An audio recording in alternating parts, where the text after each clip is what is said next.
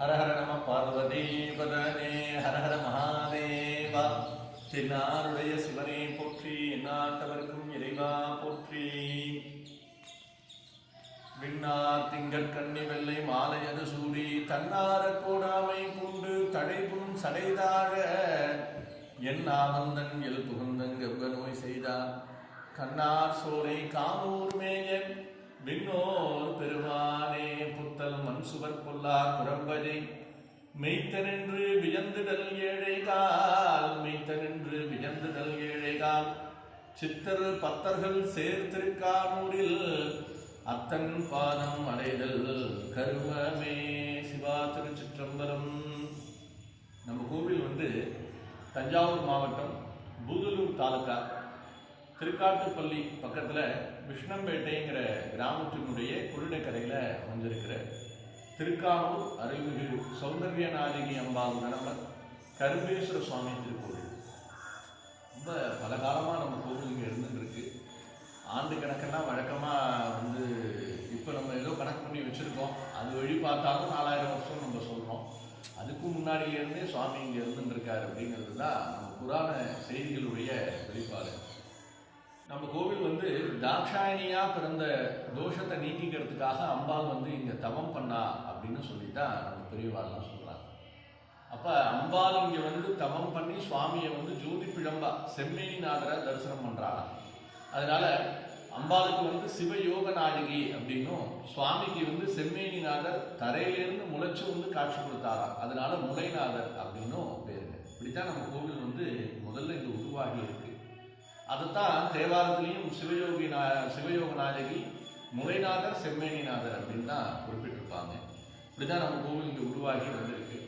அதுக்கப்புறம் பரசுராமர் தன்னுடைய க்ஷத்ரியஹத்தி தோஷம் நீங்கிறதுக்காக இங்கே வழிபாடு பண்ணியிருக்கார். அதே மாதிரி கரிகால சோழன் மறைந்து வாழ்ந்த காலம் அப்படிங்கிறப்ப இந்த பகுதிகளில் மறைந்து வாழ்ந்து இங்கிருந்து போகும்போது உறையூரிலிருந்து வந்த யானை அவருக்கு மாலையிட்டு ராஜாவாக கூட்டிகிட்டு போச்சு அப்படின்னு சொல்லி அவருடைய மெய்கீர்த்திகள்லையும் நம்ம கோவிலை பற்றிய குறிப்புகளை எழுதி வச்சிருக்காங்க. அதே மாதிரி செவ்வாய் தன்னுடைய திதி சூன்ய தோஷம் நீங்கிறதுக்காக இங்கே சப்தமி திதியில் வழிபாடு பண்ணாருன்னு நவகிரக புராணத்திலையும் குறிப்புகள் இருக்கு. இந்த மாதிரி புராண செய்திகள்லையும் நிறைய விஷயங்கள்ல நம்மளுடைய கோவிலை பற்றி இருக்கு. நம்ம சிலம்பதிகாரத்திலையும் நம்ம கோவிலில் இரவு தங்கி மறுநாள் காலையில் கிளம்பி போனதா மூலச்சிலம்பதிகாரத்தில் காணம் அமர்ந்துன்னு நம்ம கோவிலை பற்றிய குறிப்பு இருக்கிறதா அறிஞர் பெருமக்கள்லாம் சொல்லியிருக்காங்க. அதனால ரொம்ப பழமையான ஸ்தலம், ரொம்ப அருமையான கோவில். நம்ம ரொம்ப மன அமைதியாக ரொம்ப திருப்தியாக நம்ம இங்கே தரிசனம் பண்ணிட்டு போகக்கூடிய ஒரு இயற்கையான சூழல் அமைந்திருக்கிற இடம். நம்ம கோவில் பாடல்பட்ட சிவாலயமும் கூட. அதோட பாட்டு தான் முன்னாடி 2 பாட்டும் பாடினேன். திருஞான சம்பந்தரும் திருநாவுக்கரசரும் 2 பேரும் பாடியிருக்காங்க. சுந்தரருடைய ஊர்த்தொகை பாடல்லையும் நமக்கு ஒரு பாட்டு கிடைச்சிருக்கு.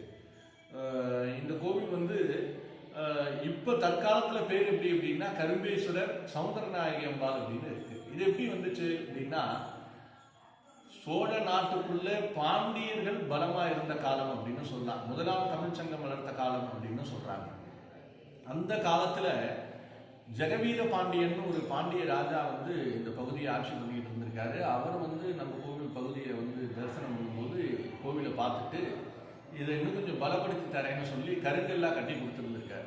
அதற்கு ஆதாரமா மீன் சின்னங்கள் சுவாமி சன்னதியில அமைஞ்சிருக்கு.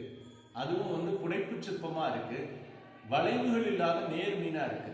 அப்படி இருக்கிற மீன் சின்னங்கள் முற்கால பாண்டியர்களால் பயன்படுத்தப்பட்டது அப்படின்னு சொல்லி நம்மளுடைய தொல்பொருள் துறை, இந்திய தொல்பொருள் துறை சொல்றாங்க. அதனால காலத்தால இது 4000 வருஷத்துக்கு முந்தி அந்த மாதிரி பாண்டிய ராஜாவால் பண்ணப்பட்ட கோவிலா இருந்திருக்கு. அவங்களுடைய வம்சத்தினர் ஒரு 300-400 வருஷங்களுக்கு மேல ஆட்சி பண்ணி இருந்திருக்காங்க.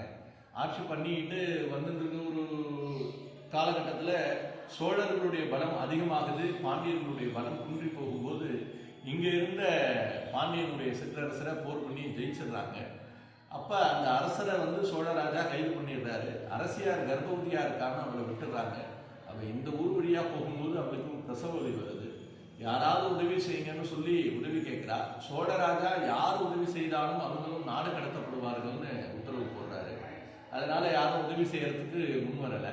இவ்வளோ சீரும் சிறப்புமா ஆட்சி பண்ணி மக்களுக்கு எல்லா நன்மைகளும் செய்தும் கூட யாருக்கும் இந்த தியாக மனப்பான்மையானது இல்லை. அப்போ இந்த ஊர் இருந்து என்ன பண்ண போடுறதுன்னு சொல்லி அந்த கர்ப்பவதியான பாண்டிய அரசி சாபம் கொடுத்தாலாம். அதன் விளைவாத்தான் இந்த ஊருக்குள்ள இவ்வளோ மணல் வந்ததுன்னு சொல்லுவாங்க. இந்த ஊருக்கு இப்போ உள்ள தற்கால பேரும் கூட மணல் மேடுன்னு ஒரு பேரும் இருக்கு. அந்த அளவுக்கு மணல் வந்து உள்ளுக்குள்ள பூந்துடுது. அப்போ கோவிலும் மூடிடுச்சு. அப்புறம் ஒரு 50-60 வருஷம் கழிச்சு திரும்ப ஒரு இடத்துல கரும்பு மாத்திரம் முளைக்குது. என்ன இங்கே கரும்பு முளைக்குது அப்படின்னு சொல்லிட்டு எல்லாருமா வந்து தோண்டி பார்க்கும்போது உள்ள சுவாமி இருந்திருக்கார்.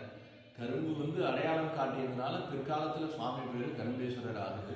அம்பாள் வந்து சௌந்தர்ய நாயகி, எப்போதும் அழகா இருக்கா அப்படிங்கிறதுனால, அழியா அழகோடு இருக்கிறதுனால அழகு அமர் மங்கை அப்படின்னு தமிழில் சொல்லுவோம். நம்ம அந்த பேர் வந்து காரண பேரா பின்னாடி வந்திருக்கு நமக்கு. நாவுக்கரசு சுவாமிகள் வந்து ரொம்ப அழகா சொல்றார், காணோர் முளைத்த கரும்பினேங்கிறார். அவருடைய தேவாரத்திலையும் பதிவு பண்றார். சுந்தரர் வந்து வெண்ணி கரும்பே காணூர் கட்டியேங்கிறார். கோவில் வெண்ணின்னு இன்னொரு ஊர்லேயும் சுவாமி பேர் கரும்பேஸ்வரர், நம்ம கோவில்லையும் சுவாமி பேர் கரும்பேஸ்வரர். அதனாலதான் வெண்ணி கரும்பு காணூர்னு சொல்லி நடுவில் கரும்புங்கிற சொல்ல போட்டு 2 பக்கமும் 2 ஊரையும் போட்டார் அப்படின்னு சொல்லுவா. இல்லை இன்னொரு படி மேலே கூட சொல்லுவோம், கோவில் வெண்ணி கரும்புட்ட போனோம்னா பிழிந்து ரசம் எடுக்கணும், காணூரில் இருக்கிற கரும்புட்ட வந்தோம்னா கட்டி நினைச்ச மாத்திரத்தில் வந்து இனிப்பு கொடுப்பார் நமக்கு அப்படின்னு சொல்லுவோம். அந்த அளவுக்கு சுந்தரமூர்த்தி சுவாமிகளும் நம்ம கோவிலை பற்றி சொல்லியிருக்கார். ரொம்ப அருமையான ஸ்தலம். அதனால வந்து அவசியம் எல்லாரும் இந்த பொழுதே ரொம்ப அழகா சொல்லுவார். திருவிண்ணாரும் செம்மலர் மேலுரை ஒருவனாய் உலகத்தில் உயர்க்கலாம், கருவனாகி உழைத்தவன் காணூரில் பரமராஜ பரஞ்சுடர் காண்பினே அப்படின்னு சொல்லுவார். அதனால ரொம்ப வந்து கருவனா உழைச்சிருக்க உலகத்துக்கெல்லாம் அப்படின்னு சொல்லி காணூராக சொல்லலாம். அதை நாவுக்கரசு சுவாமிகள் ரொம்ப அழகா பதிவு பண்ணியிருக்கார். அவசியம் எல்லாரும் வாங்க வந்து கோவிலில் தரிசனம் பண்ணலாம். இந்த ஊர்ல இந்த கோவில்ல நடக்கக்கூடிய விசேஷங்கள் பத்தியும் கொஞ்சம் சொல்லுங்க. ஏப்ரல் 2, 3, 4 சூரிய பூஜை நடக்கும்.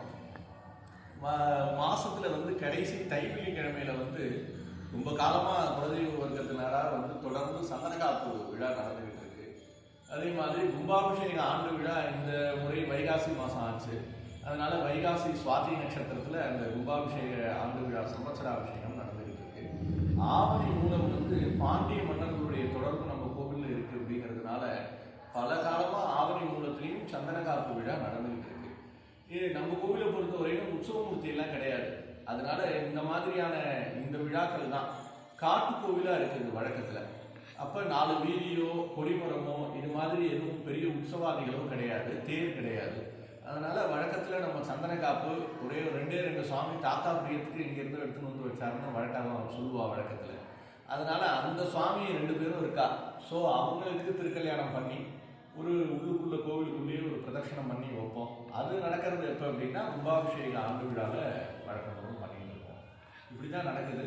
சூரிய பூஜை ரொம்ப கோலாகலமா இருக்கும். சூரியன் உதிக்கிற நேரத்துல சூரியனுடைய ஒளி நேரா சுவாமி மேல படும். ரொம்பவே அழகா இருக்கும்.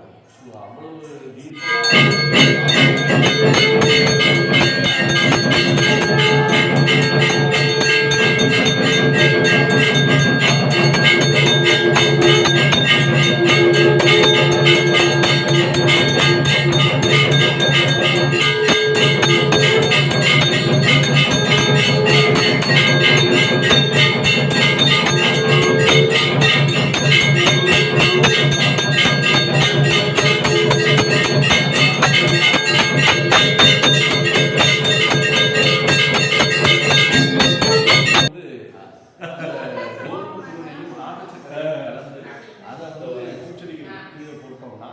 நம்மளுடைய சரீரத்தில் இருக்கிற சுகமும் இறங்கும் அப்படின்னு சொல்லி பிரார்த்தனை பண்ணிக்கலாம்.